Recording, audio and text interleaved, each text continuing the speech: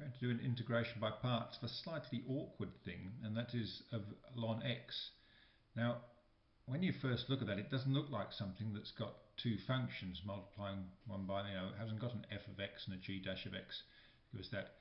But in this case, you have to sort of make one up, and we make one up the extra function I put in there by just putting the number 1 in here. So this is the same as 1 times ln x dx. Might seem kind of strange, but there's a reason for this, because here we go. The ln x we choose to be f of x. That's because when we come to the integral part on the end here, we have to have f dash of x, and we know that f dash of x, when f of x is ln x, is 1 over x, so it's something a bit more easy to deal with.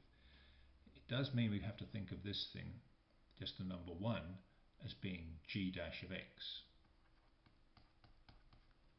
and therefore g of x, it being the integral of that, is x.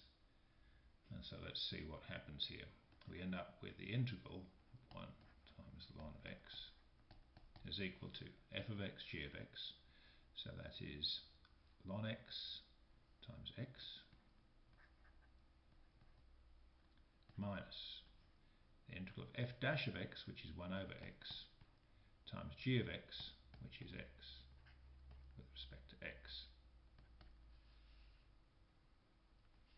Now that divides into that once, so we just get the integral of 1 there, so we get x ln x minus x plus a constant, and that is it. So sometimes you sort of have to make up a function in front, and you can always put a number 1 times pretty well anything, because it doesn't change it in any way, but it is useful for this technique to be able to integrate ln x.